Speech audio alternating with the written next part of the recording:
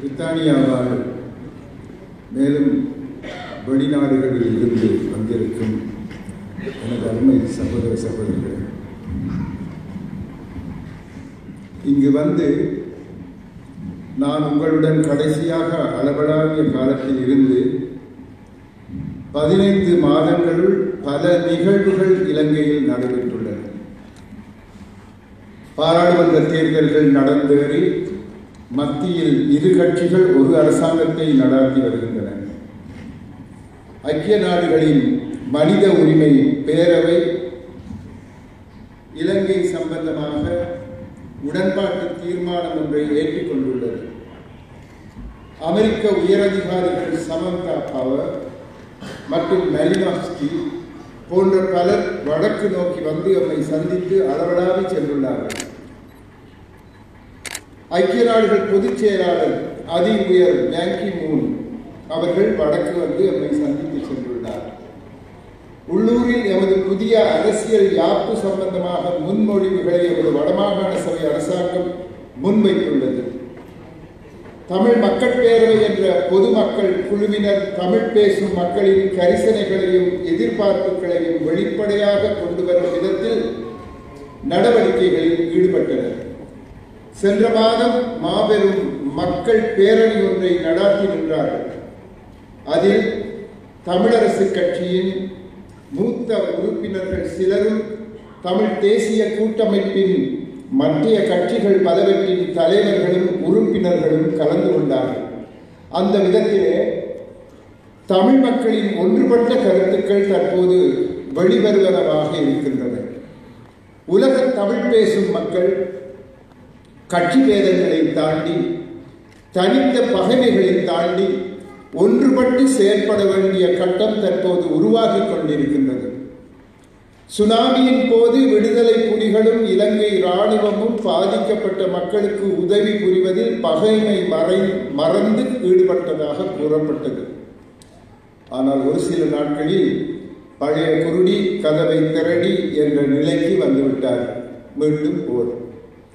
உலகளாவிய தமிழ் மக்களை பொறுத்தவரையில் நாடுகளால், கட்சிகளால், கருத்துக்களால் நாம் வேறுபட்டு இருந்தாலும் தமிழ் மொழி, தமிழர் பாரம்பரியங்கள் என்பன எம்மை ஒன்று சேர்க்கும் தன்மையனவாய் அமைய வேண்டும், அமைந்துள்ளன என்றால் அது மிகையாகாது.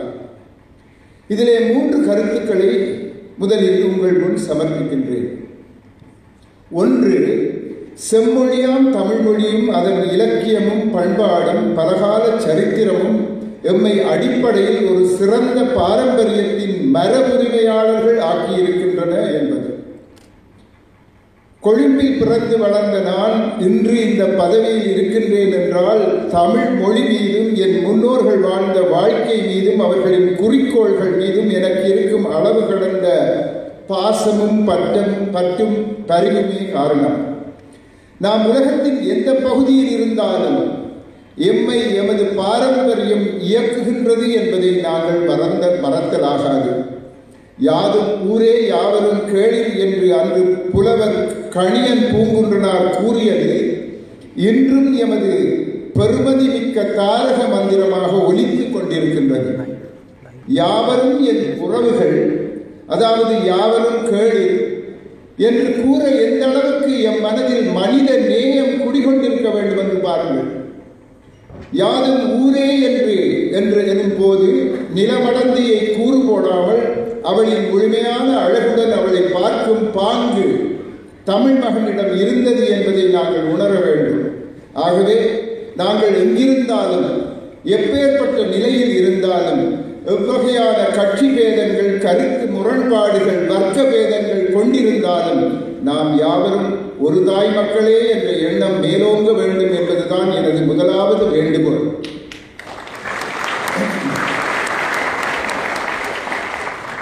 அடுத்து, நாங்கள் செய்நன்றி மறக்காத மக்களாக அடையாளம் காணப்பட வேண்டும். நாம் இன்று இந்த நிலையில் இருக்க பலர் ஒத்துழைத்துள்ளார்கள், உதவி செய்துள்ளார்கள். இன்று இருக்கும் நிலை என்று நான் கூறும்போது உங்கள் ஒவ்வொருவரின் வாழ்க்கையையும் பிரித்தெடுத்து தனிப்பட்ட விதத்தில் தான் குறிப்பிடுகின்றேன். செய்நன்றி மறக்காதிருத்தலையே குறிப்பிடுகின்றேன். செய்நன்றி மறக்காதிருத்தல் என்பது சுயநலன் களைவது என்றும் பொருள்படும். நாம் ஒரு நிலைக்கு வந்த வந்ததும் அந்த நிலைக்கு எம்மை ஏற்றிவிட்ட ஏணியை காலால் கட்டிவிட எத்தனிக்கின்றோம். நான் இப்பொழுது பெரிய மனிதன், பெரும் செல்வந்தன், என்னை எல்லோரும் மதிக்க வேண்டும் என்று இருமாப்புக் கொள்கின்றோம். இது தேவையற்றது. உங்கள் ஒவ்வொருவரையும் ஒரு மேம்பட்ட நிலைக்கு கொண்டு வர பல செயற்பாடுகள், பலரின் தியாகங்கள், பலரின் உடன்பாடுகள், பலவித சுற்றுச்சூழல்கள் போன்றவை இணைந்து உங்களுக்கு இந்த வரப்பிரசாதத்தை அளித்துள்ளது. ஆகவே வாழ்க்கைக்கு நன்றி செலுத்துங்கள். வந்தனைக்குரிய ஆண்டவருக்கு நன்றி செலுத்துங்கள். உங்களை ஈன்ற தாய் தந்தையருக்கு நன்றி செலுத்துங்கள். அயலாருக்கு நன்றியை செலுத்துங்கள். அனுசரணை தந்த யாவருக்கும் அன்பு காட்டுங்கள். அதன் ஊடாக உங்கள் ஆணவம் கரையும். ஆணவமே எமது மக்களின் மேம்பாட்டுக்கும் இடமளித்தது, அவர்கள் வீழ்ச்சிக்கும் அதுவே வழியமைத்துள்ளது.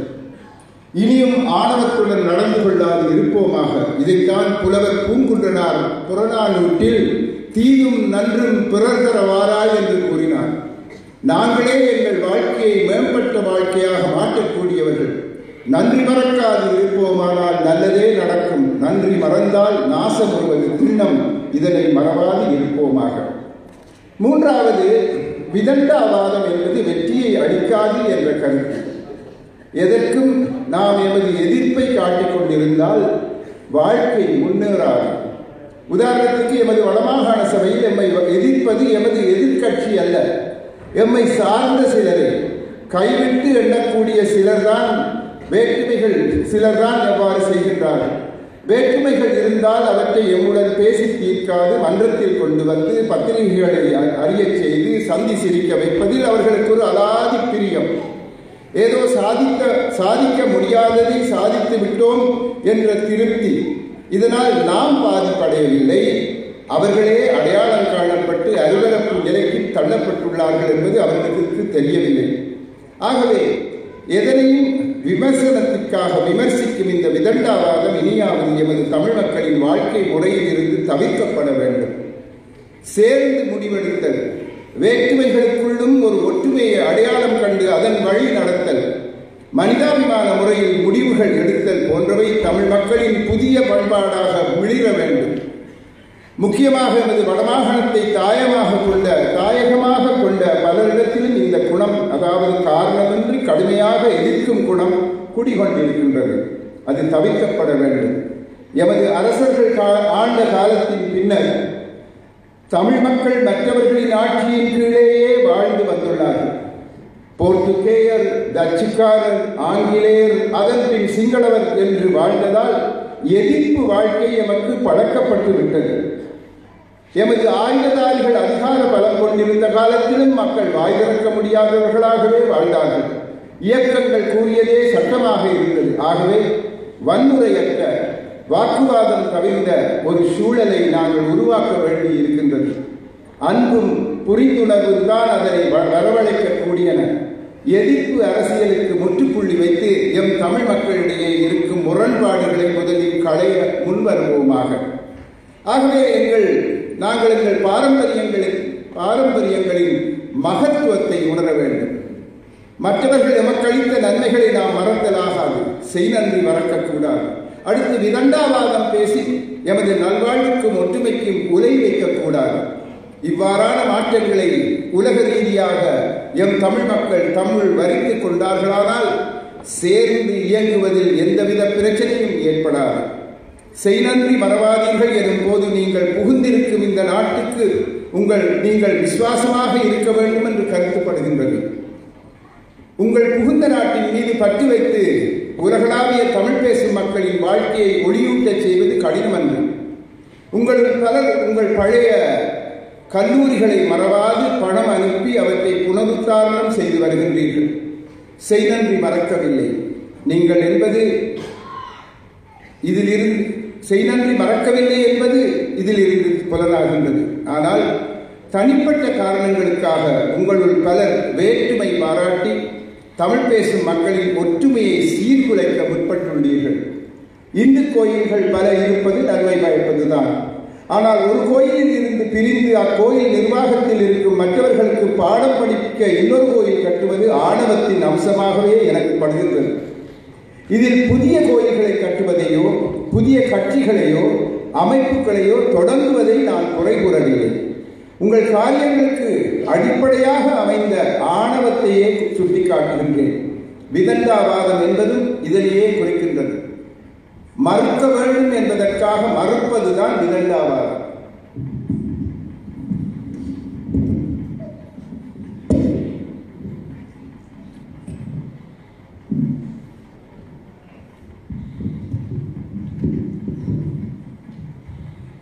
தமிழ் பேசும் இனமானது எங்கிருந்தாலும் அதன் உறவுகளுக்கு குரல் கொடுக்க முன்வர வேண்டும். பகைமை கழிந்து உலக ரீதியாக ஒற்றுமை வளர நாம் பாடுபட வேண்டும். எமது ஆணவங்களை நாம் அடக்க முற்பட்டோமானால் தானாகவே ஒற்றுமை எம்மை வந்தடையும். தன்னம்பிக்கை வேறு, ஆணவம் வேறு. என்னால் முடியும் என்பது தன்னம்பிக்கை. என்னால் மட்டும் முடியும், வேறெவரையும் அதை செய்ய விட்டு வைக்கலாகாது என்பது ஆணவம். இதனை கூறி வைத்து அடுத்த கட்டத்திற்கு வருகின்றேன். எமது வடமாகாணம் 13வது திருத்தச் சட்டத்தின் கீழ் உருவாகியது உங்கள் எல்லோருக்கும் தெரியும். வடமாகாண சபை என்று பெருமையாக கூறினாலும் அது எமது அதிகாரங்கள் முடக்கப்பட்ட நிலையிலேயே நாம் எமது காரியங்களை கொண்டு நடத்தி வருகின்றோம். அரசர்கள் போனபின் முதலாக சட்டப்படி எம்மை நாமே ஆள சந்தர்ப்பம் கிடைத்திருப்பது இந்த காலகட்டத்தில் தான். எனினும் எமக்கு கிடைத்திருக்கும் அதிகாரங்கள் பலவீனமானவையே. உதாரணத்திற்கு 13வது திருத்தச் சட்டத்தில் ஒரு கையால் தந்ததை 1987ஆம் ஆண்டின் 15ஆம் இலக்க மாகாண சபைகள் சட்டம் மறுகையால் திருப்பி பெற்றதாக கூறப்பட்டுள்ளது. அதற்கு ஒரு உதாரணம் கூறுகின்றேன்.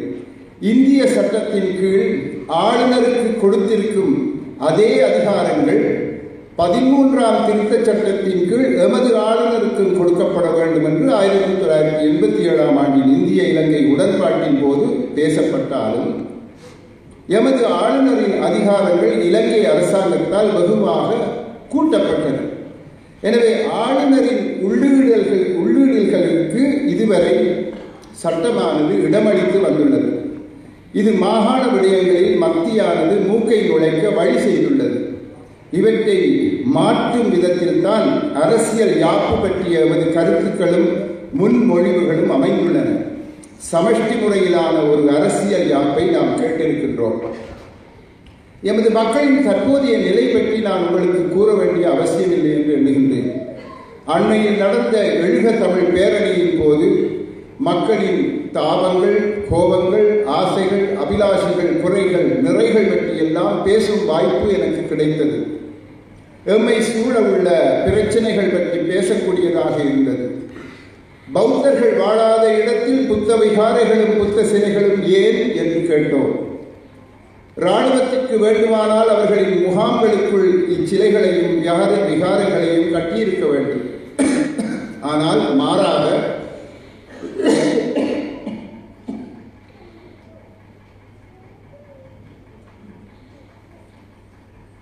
புத்த பிக்குமார் தமிழ் மக்களின் தனிப்பட்ட காணிகளில் அத்துமீறி கட்ட இராணுவம் அனுசரணை வழங்கி வருவதன் மர்மம் என்ன என்று கேட்டோம். போர் முடிந்து 7 ஆண்டுகளுக்கு பின்னரும் தொடர்ந்து எமது வளங்களை சூறையாடிக் கொண்டு இராணுவத்தினர் மத்தியில் என்ன செய்கின்றார்கள் என்று கேட்டோம். யுத்தகால குற்றங்கள் சம்பந்தமாக விசாரணை செய்ய உரியவாறு சர்வதேச நீதிபதிகளை கொண்டு வராதது பற்றியும்,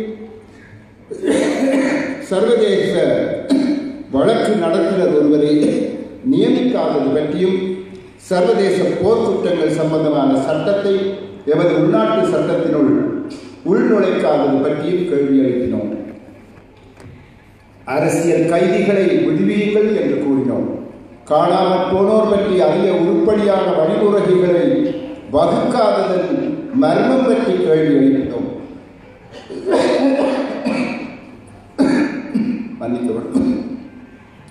காணிகளை, எமது தோட்டங்களை, அரசாங்க கட்டடங்களை, தனியார் வீடுகளை எல்லாம்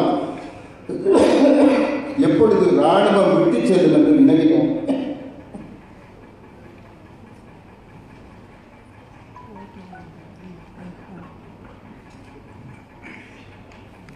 எமது வடமாகாண மீனவருக்கு தடை விதித்து தெற்கில் இருந்து வரும் தெற்கத்தைய மீனவர்களுக்கு எமது கடல்களிலும் உள்ளூர் நீர்நிலைகளிலும் சட்டத்திற்கு புறம்பான மீன்பிடி வழிமுறைகளை பின்பற்ற இராணுவமும் கடற்படையும் அனுமதித்து வருவது எந்த விதத்தில் நியாயமாகும் என்று கேள்வி எழுப்பினோம்.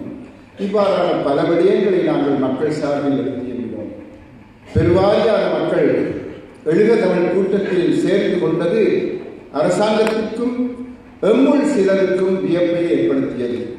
சிங்கள சகோதரர்கள் பழையபடி இனப்பிரச்சனையை கிளப்ப பார்க்கின்றார்கள் தமிழர்கள் என்று கூறினார்கள்.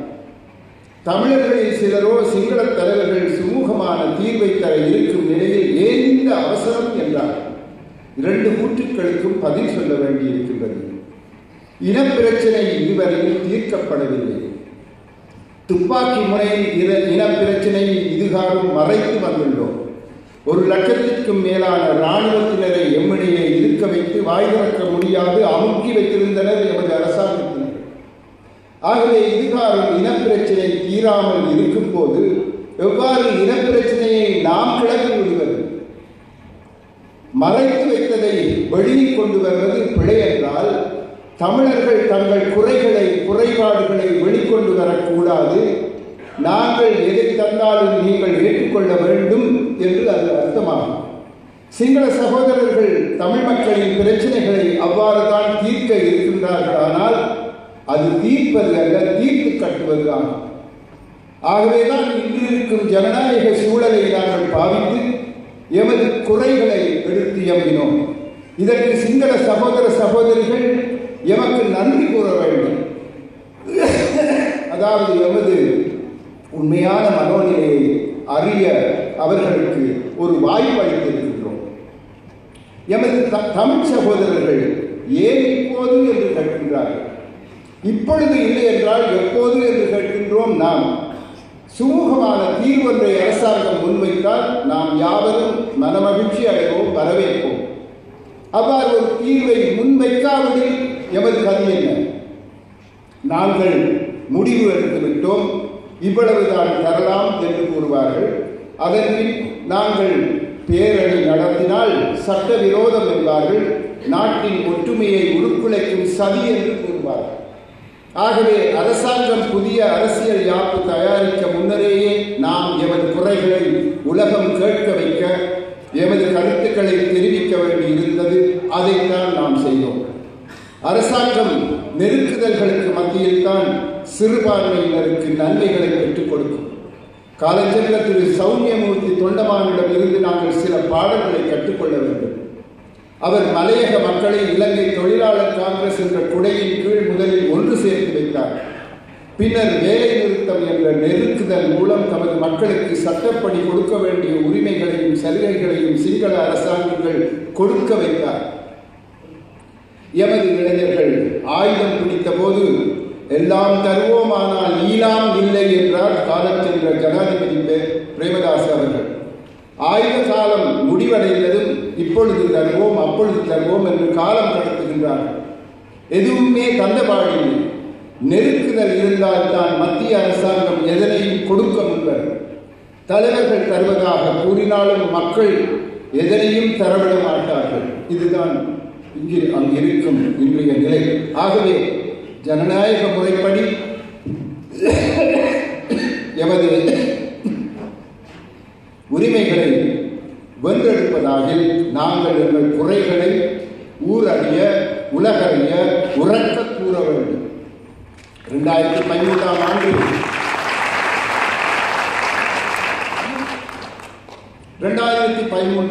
தேர்தலின் போது நான் இதைத்தான் கூறியிருந்தேன். முதலில் எமது உரிமைகளை பேச்சுவார்த்தை ஊடாக பெற்றுக்கொள்ள பார்ப்போம், மறுத்தால் உலக அரங்கிற்கு செல்ல வேண்டி வரும் என்று அன்றே கூறினேன். இதுவரை பேச்சுவார்த்தைகளின் பெறுபவர்களை அந்தரங்கமாகவே வைத்துள்ளார்கள். அவர்களின் அந்தரங்கம் வெளிவந்தால் ஒருவர் கூடிவிட்டது என்பார், மற்றவர் குறைந்துவிட்டது என்பார். கூடிவிட்டது என்று கூறியவர்களுக்கு பயந்து இவ்வளவுதான் தர முடியும் என்பார்கள் அரசாங்கத்தார். இதுவரை இதுதான் நடந்து வந்துள்ளது. உரிமைகளை பற்றிய விடயங்களை நாம் வெளிப்படையாக பேச வேண்டும். பலரின் அறிவுரைகளை பெற வேண்டும். தனித்து பேசிவிட்டு தாண்டோல்வித்தனமாக அரசியல் யாப்பொன்றை எம்மீது திணிப்பதால் எந்த நன்மையும் கிடைத்து விடாது. இவற்றை உத்தேசித்தே நாங்கள் மக்கள் பேரணி நடத்தினோம். ஆனால் பொருளாதார ரீதியாக நாங்கள் அரசாங்கத்துடன் இணைந்தே செயலாற்றி வருகிறோம். நாம் இரண்டாவாதம் பேச முனையவில்லை. பன்னாட்டு உதவியுடன் வடமாகாண தேவைகள் பற்றிய கணிப்பு ஒன்றை தயாரிக்க அரசாங்கத்தோடு சேர்ந்து நடவடிக்கைகள் எடுத்து வருகின்றோம். பிரதமர் சார்பில் திரு பாஸ்கரலிங்கம் அவர்கள் இதற்கு பொறுப்பாக உள்ளார்கள். போரின் பின்னரான எமது தேவைகள் என்ன என்று அறியாமல் எமது அடிப்படை வசதிகளை மேம்படுத்த நடவடிக்கைகள் எடுக்காமல் நாம் பாரிய முதலீடுகளை கோருவதில் அர்த்தமில்லை. அதனால்தான் நாங்கள் தனிநபர் மேம்பாட்டுக்காக உதவிப்பாளர் என்ற ஒரு அலகை அமைத்து எமக்கு அனுப்பப்படும் சிறிய தொகைகளை கூட நாங்கள் போரினால் பாதிக்கப்பட்ட மக்களின் வாழ்வில் வெளிச்சத்தை கொண்டு வர பயன்படுத்தி வருகின்றோம். வடமாகாண முதலமைச்சர் நிதியம் அரசாங்கத்தினால் அனுமதி தர தாமதம் அடைவதால் நாம் எமது உதவிப்பாளர் அலகை வைத்து எமது மக்களின் குறை தீர்ப்பதில் முனைந்துள்ளோம். நீங்கள் ஒவ்வொருவரும் அதில் கலந்து கொள்ளலாம். எமது இணையதளத்தில் உரிய விவரங்கள் தரப்பட்டுள்ளன. விண்ணப்ப படிவம் ஒன்றை தரையிறக்கம் செய்து அதில் உங்கள் விவரங்களையும் எவ்வாறான உதவிகளை மக்களுக்கு கொடுக்க உத்தேசித்திருக்கின்றீர்கள் என்பது பற்றியும் நீங்கள் அவருக்கு தெரியப்படுத்தினால் உத்தேச உதவி பெறுபவர்கள் பற்றிய விவரங்களை உங்களுக்கு தந்து உரிய உதவிகளில் செயல் திட்டங்களை எமது அலுவலர்கள் ஊடாக செய்து முடித்து உங்களுக்கு விவரங்கள் படங்கள் போன்றவற்றை அனுப்புவோம். அதைத்தான் இப்பொழுது செய்து கொண்டு வருகின்றோம். தற்போதைய செயற்பாடு சுமூகமாக நடைபெற்றுக் கொண்டிருக்கின்றது. நாங்கள் இன்னமும் விவரங்களை வெளிப்படையாக வெளியிடவில்லை. தனிப்பட்ட முறையில் தான் கொடுத்து எடுத்து உதவிகள் செய்து வருகின்றோம். முதலமைச்சர் நிதியம் விரைவில் அனுமதிக்கப்படும் என எதிர்பார்க்கின்றோம். அதனுடன் சேர்த்து இதுவரை நடைபெற்று வந்த உதவிப்பாளர் பற்றிய விவரங்களையும் வெளிப்படையாக தர இருக்கின்றோம். அரசாங்கம் அந்த நிதியம் சம்பந்தமாக முட்டுக்கட்டைகள் வைத்தால் நாம் மீள் பரிசீலனை செய்வோம். ஏனென்றால் 2 முறை இது சம்பந்தமாக முட்டுக்கட்டைகள் முன்னைய ஆளுநரால் வைக்கப்பட்டிருந்தது. உங்களில் ஒவ்வொருவரும் ஏதோ ஒரு விதத்தில் பாதிக்கப்பட்டவர்களுக்கு உதவி செய்ய வேண்டும் என்ற எண்ணத்தில் இருக்கின்றீர்கள் என்பது எங்களுக்கு தெரியும். எனினும் களம் அறிந்து அரசாங்கத்தின் கருத்தறிந்து முன்னேறத்தான் நாங்கள் விரும்புகின்றோம். எந்த விதத்திலும் மக்களுக்கு வரும் உதவிகளை பாதிப்படைய செய்ய நாங்கள் விரும்பவில்லை. எமது வலைத்தள விவரங்கள் வெளிவந்ததும் எம்முடன் இணைந்து மக்கள் நல செயற்திட்டங்களில் நீங்கள் பங்கு பெற்றீர்கள் என்று எதிர்பார்க்கின்றேன். இதே எதிர்பார்ப்பில் தான் நாங்கள் சில நாட்களுக்கு முன் கிங்ஸ்டன் உள்ளூராட்சி மன்றத்துடன் ஒரு உடன்பாட்டை உருவாக்கி கைச்சாத்திட்டோம். பல விதங்களில் நாங்கள் யாழ் மாவட்டத்திற்கு கிங்ஸ்டன் உள்ளூராட்சி மன்றத்தின் உதவிகளை பெறவும் எமது கலை கலாச்சாரம் சம்பந்தமான நிகழ்வுகளை இங்கு கொண்டு வந்து அறிமுகம் செய்யவும் முயற்சிகளை எடுத்து வருகின்றோம். அரசியலுக்கு அப்பால் எமது மக்களுடன் நீங்கள் யாவரும் நெருங்கிய தொடர்புகளை வைத்திருக்க வேண்டும் என்பதுதான் எமது அவா. புலம்பெயர் தமிழர்கள் அனைவரும் இலங்கை நாட்டின் பிரிவினையை வேண்டி நிற்கின்றார்கள் என்ற கதையை கட்டிவிட்டுள்ளதால் அவர்களுடன் நாம் உறவாடினால் எம்மை தீவிரவாதிகள் என்று அரசாங்கம் கருதும் என்ற பயத்தில் இதுவரை வெளிப்படையாக புலம்பெயர் மக்களை எமது உறவினர் தொப்புக்கொடி உறவுகள் என்று கூற எமது மக்கள் பலர் பின்னிற்கின்றார்கள்.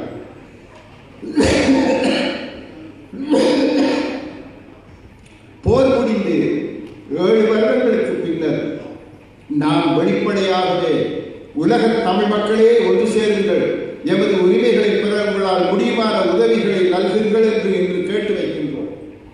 வடக்கு கிழக்கில் வாழ்கின்ற தமிழ் மக்களுக்கு மட்டுமன்றி மலையகத்தில் வாழ்கின்ற தமிழ் மக்களின் வாழ்க்கை தரத்தை உயர்த்தும் நடவடிக்கைகளிலும் புலம்பெயர் தமிழ் மக்கள் கவனம் செலுத்த வேண்டும். மலையக தமிழ் மக்கள் வாழ்கின்ற பகுதிகள் பல புறக்கணிப்புகள் காரணமாக தொடர்ந்து பின்தங்கிய நிலையில் காணப்படுகின்றன. அவர்களுக்கான உட்கட்டுமான வசதிகள் முறையாக இன்னமும் ஏற்படுத்தி கொடுக்கப்படவில்லை. உரிய பாடசாலை வசதிகள் கூட பல பகுதிகளில் இல்லாமல் இருக்கின்றன. தொடர்ந்தும் அம்மக்களின் வாழ்க்கை தரம் அடிமட்டத்திலேயே காணப்படுகின்றது. சில மாதங்களுக்கு முன்னர் மண் சரிவு இடம்பெற்ற பகுதிகளுக்கு நான் விஜயம் செய்த போது இந்த பொருளாதார உயர்த்தும் தார்மீக கடமையும் புலம்பெயர் தமிழ் மக்களுக்கு இருக்கின்றது என்று சொல்லி வைக்கின்றேன்.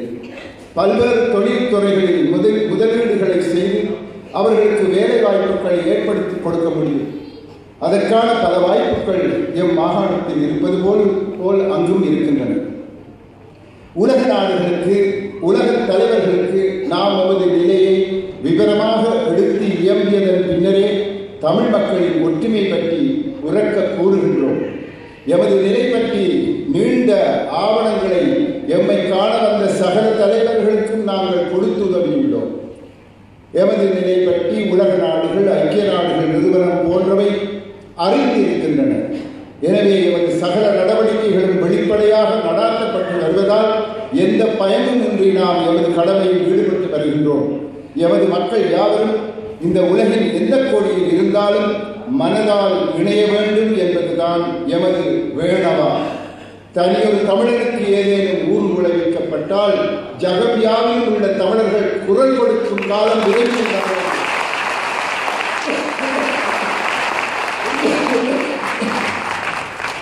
ஆத்மீகத்தில் சகல மக்களையும் சேர்க்கும் விதத்தில், முழு சமுதாயத்தையும் சேர்க்கும் விதத்தில் பேசிய நீங்கள் தமிழர்கள் என்ற ஒரு அழகை பற்றி மட்டும் பேச விளைவது சரியா என்று ஒருவர் கேட்டார். ஒரு கல்லூரியின் அதிபர் அக்கல்லூரி மாணவர்களை ஒன்று சேர்க்க வேண்டும் என்றால் முதலில் ஒற்றுமையை வகுப்பறைகளில் தான் கொண்டு வருவார். வகுப்பில் ஒன்று சேரும் மாணவர்கள் மற்ற வகுப்புகளுடன் அடுத்து ஒன்று சேர்வார்கள். பின்னர் கல்லூரி ரீதியாக ஒன்று சேர்வார்கள். உலக ஒற்றுமைக்கு முதல் படி எங்களுடைய இன ஒற்றுமை. எனவேதான் தமிழ் மொழியும் அதன் பாரம்பரியங்களும் எம்மையெல்லாம் இணைக்கட்டும் என்று முன்னர் கூறினேன். இங்கு வசிக்கும் சில தமிழர்களுக்கு தமிழ் தெரியாது. ஆனால் அது பற்றி பரவாயில்லை. ஆங்கிலத்தில் எமது மொழி பற்றியும் பாரம்பரியம் பற்றியும் வரலாறு பற்றியும் வாசித்து அறிந்து கொள்ளுங்கள். அப்போது தமிழ் மொழி மீதான ஆர்வம் தானாகவே வளரும். இன்று என்னை எனது பிறந்த நாளில் அழைத்து இப்பேற்பட்ட கவிதைகளை எல்லாம் பாடி உங்கள் முன் என்னை பேசச் செய்த விழா ஏற்பாட்டு குழு அங்கத்தவர்கள் யாவருக்கும் எனது மனமார்ந்த நன்றிகளை தெரிவித்துக் கொள்கின்றேன். உங்களுடைய கவிதைகளில் இருந்து என் மீது பலவிதமான நீங்கள் என்னிடம் எதிர்பார்ப்புகள் மிகவும் கூடியிருப்பதாக தெரிகின்றது. அந்த எதிர்பார்ப்புகளுக்கு ஏற்ற விதத்திலே என்னால் நடந்து கொள்ள முடியுமோ நான் அறியேன். இறைவனின் அருளுடன் ஆசியுடன் அவன் என்னை நடத்தும் விதத்தில் எல்லாம் தங்கியிருக்கின்றது. ஆகவே இறைவனுடைய அருள் உங்கள் எல்லோருக்கும் கிடைக்க வேண்டும் என்று கூறி விடைபெற்றுக் கொள்கின்றேன்.